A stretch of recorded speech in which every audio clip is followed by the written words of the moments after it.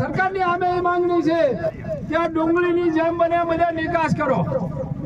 નિકાસ કરે તો ખેડૂતો બે પાંદડે થાય.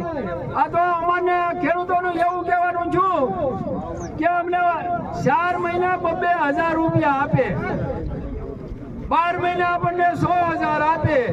આ 100 ના 40 તો આમાં ટીપી જાય તમારી પાયલી પાછા લઈ જાય તો પછી તમારે એના નીકળ્યા વખાણ કરવાના. ભૂલ હોય ને ભૂલ કો, ખોટું કરે ને એમ કહો છો કે ભાઈ તમારી ભૂલ છે, આ તમારું ખોટું છે. અને ભાઈ ખેડૂએ હું તમારો ગુનો કર્યો, તમને કેન્દ્રમાં બેહાડ્યા. નરેન્દ્રભાઈ આપણા ગુજરાતના, અમિત શાહ આપણા ગુજરાતના, તો અહીંયા બેઠા બેઠા એના મુખ હોદ્દા ઉપર બધા બેઠેલા છે. અને ખેડૂતનો ગુજરાતનો જો ખેડૂત લૂંટાતો હોય અને આને કોઈને જો કઈ કીડીઓ ન સર્જ્યું હોય તો પછી હવે આમાં તમારી આપણી જ મૂર્ખાઈ ગણાય ને. આપણા મૂર્ખમાં નામ લખે ને તો એને ખરેખર ગુજરાતનો ખેડૂત દિલ્હીમાં ગાંધીનગરમાં બેઠેલા ખદડી નાવ તમને શરમ સાબિત હોય. જ્યારે ખેડૂતોની હાલત હોય અને તમે જો ખેડૂતોની વાત ત્યાં પહોંચાડી ન શકતા હો ત્યાર પછી હું તમને હમણાં જ વાત કરું. બહુ જૂની આપ સૌ એને સાચી છો, આપ સૌને એની ખબર છે. તમે ભૂલી જતા હો તો પછી એમાં હું શું કરું? પણ તમને હમણાં જ તાજી વાત કરું કે શંકરસિંહ વાઘેલા જયારે કાપડ મંત્રી હતા ત્યારે કપાસ આપણો 300, 400, 500 રૂપિયામાં કોઈ ધણી નહોતો આખા ભારતમાં. અને પોતે દેશના કાપડ મંત્રી હતા. અમે 8 જ જણા દિલ્હી તો ક્યાંય નહોતા. અમે ગાંધીનગર એના બંગડે જઈને ખાલી વાત કરી કે બાબુ ભયંકર પરિસ્થિતિ છે. અને એ વખતે એ કાપડ મંત્રી હતા તો કે શું કરીએ અને કેવી રીતે કરીએ, કેટલું આપીએ તો વ્યાજબી ગણાય. એટલે અમે કીધું કે બાબુ ઓછા 800 રૂપિયા તો આવે ને તો ખેડૂતો ક્યાંક 5 પૈસા મળે. એ વખતે એટલે એને ન્યાયમાં બેઠા બેઠા હુકમ કરી નાખ્યો. અને ગાંધીનગર એના કૃષિ સચિવને ફોન કર્યો કે સવારમાં તમે મારે ફાઇલમાં મારા લેટર પેડ ઉપર સહી કરેલું છે એમાં લખી નાખો. અને સવારથી જ આખા દેશના ખેડૂતોનો કપાસ 970 રૂપિયા ખરીદ 800 રૂપિયાના અમે માંગણી કરી અને એને 970 રૂપિયા શંકરસિંહ વાઘેલા જો આજે થયું. એટલે આ સરકારને કરવું હોય તો હું તમને એ કહી દઉં 2013 સુધી આપણી જે આ ડુંગળી છે એ જીવન જરૂરિયાત ચીજમાં સમાયેલી હોય એટલે રાજ્ય સરકાર અને કેન્દ્ર સરકાર અને કૃષિ વિભાગ અને એનું નિયામક તમામ એમાં નિર્ણય લઈ શકે. પણ આ સરકાર ભાજપની ત્યાં બેઠી 2014માં એટલે ડુંગળીને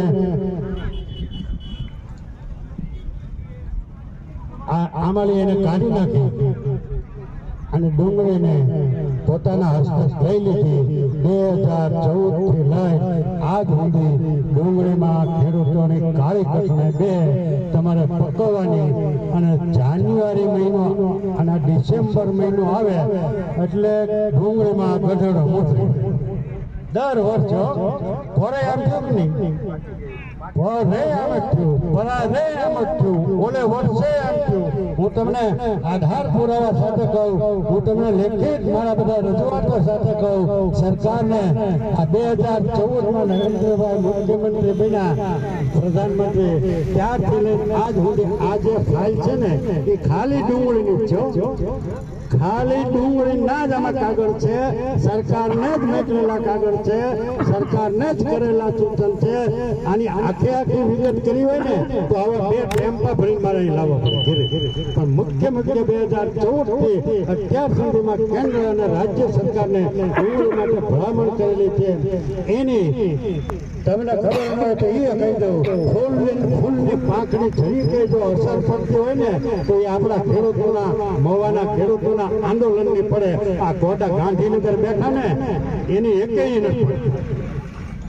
ગાંધીનગરમાં જે આપણે 182 ઘોડા આપણા ભાઈઓ જ છે, પણ આપણો અવાજ જો ન પહોંચાડી શકતા હોય તો પછી તમને એ કહી દઉં, લોકોને કામ ન થતા હોય, ખેડૂતોને કામ ન થતા હોય તો આ પોતાની જ સરકારમાં પાછું પોતાની જ સરકારમાં આ જ સરકારમાં હજી 25 વર્ષ પહેલા પોતાની સરકારમાં પોતે પ્રધાન હતા છતાં શક્તિસિંહ ગોહિલે સરકારમાંથી રાજીનામું આપી દીધું કે મારા ભાવનગર જિલ્લાને પહેલા યુનિવર્સિટી આપો, નહીંતર હાલ્યો તમારું રાજીનામું. સરકારે યુનિવર્સિટી ન આપી એટલે શક્તિસિંહે તરત રાજીનામું ન્યા ટેબલ ઉપર ઉગાડી દીધું. એક રાત સરકારે વિચાર કર્યો અને બીજે દિવસે સવારમાં ભાવનગરની યુનિવર્સિટી થઈ. અત્યારે શક્તિસિંહના પટ્ટા. અત્યારે આ જ સરકારની ભાજપ જ સરકારની અહીંની જ હું વાત કરું 2002 ને 3 ને 4 ની અંદર આપણા જ ધારાસભ્ય મવાના માજી કનુભાઈ કલચરિયાએ ખેડૂતોના હિત માટે પોતાની સરકારમાંથી ફગોળિયો કરી નાખ્યો અને ખેડૂતો માટે લડ્યા અને ખેડૂતોને જીતાડીને ત્યાં નિર્માણ અહીંથી હટાવીને ત્યાં અત્યારે પાછી નિર્માણ જ્યારે આવે ત્યારે મુહૂર્ત પાછું કનુભાઈએ કર્યું. એટલે નથી માણસો નથી નેતાઓ પણ આપણે એવા નથી.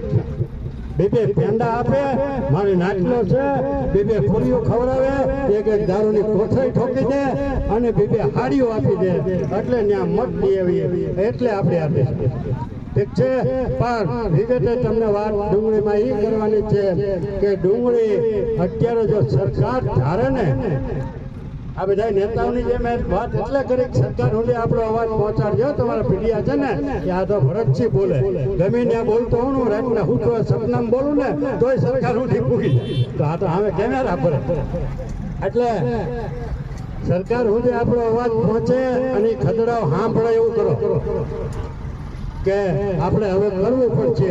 નહીંતર ખેડૂત તમે આ ડુંગળીમાં અત્યારે 200-300 રૂપિયા વેચો એમાં તમને શું નફો મળી જાય મને કહો.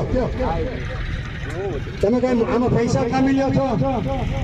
એટલે મેં ઘણી વખત કીધેલું છે કે આખા દેશના ખેડૂતોની ડુંગળી આ પહેલાની સરકારોએ ખરીદેલી છે એમ અત્યારની સરકાર આખા દેશના ખેડૂતોની ડુંગળી 1000 રૂપિયાની મણ જો ખરીદી લે તો આપણા મહુવા તાલુકા કે ભાવનગર જિલ્લાનો નહીં પણ આખા દેશનો એક પણ ખેડૂત કરોડપતિ તો હું લાખપતિ નથી થવાનો. કરોડપતિની તો વાત ક્યાં રહી, લાખપતિ નથી થવાનો.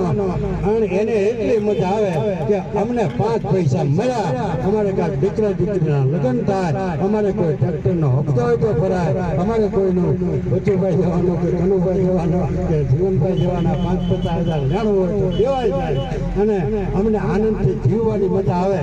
એટલે આનંદથી આપણે જીવીએ એ એને નથી જીવવા દેવા, એનો મતલબ એવો થયો. એટલે ડુંગળી તો ખૂબ અજબ ગજબ ચીજ છે. હમણાં કનુભાઈ આવો, કનુભાઈ ખૂબ સારી વાત કરી પણ કનુભાઈ તમને વિગતે વાત કરું તો ડુંગળી પકાવવા પાછળ મેં ગઈ સાલ પણ જાહેર મંચ ઉપરથી મહુવા, તળાજા, ભાવનગર. મિત્રો વિડીયો ગમ્યો હોય તો નીચે આપેલા બટનને દબાવી ચેનલને સબસ્ક્રાઈબ કરજો, વિડીયોને લાઇક કરજો, વિડીયોની લિંક મિત્રો સાથે શેર કરજો. કારણ કે અત્યારે એક ડુંગળીના ભાવ હાવ ઘટી રહ્યા છે અને અત્યારે જે ડુંગળીના ભાવ મળી રહ્યા છે એ ખેડૂતોને પોસાય એવા નથી. કારણ કે અત્યારે જે ભાવ મળી રહ્યા છે એમાં ખેડૂતોને મોટામાં મોટી ખોટ જાય છે. તો ખેડૂત કલ્યાણ સંગઠનના અધ્યક્ષ ભરતસિંહ વાળા, સમ્રાટ કનુદાદા ખારી તેમજ રાણીવાડા ગામના તમામ ખેડૂત આગેવાનો તેમજ આજુબાજુ મહુવા તાલુકાના આજુબાજુના તમામ ખેડૂત મિત્રો મળી અને અમુક ખેડૂત મિત્રો ભાવનગરથી પણ આવેલા તમામ ખેડૂત મિત્રો જે રજૂઆત કરી આ વિડીયોની અંદર તે તમામ લોકો સુધી પહોંચાડજો. કારણ કે સારું કાર્ય જે લોકો કરી રહ્યા હોય એની નોંધ લેવાવી એ સારી બાબત છે. તો હવે ફરી મળીશું નવા વિડીયોમાં. ત્યાં સુધી જય સિયારામ અને બાપા સીતારામ.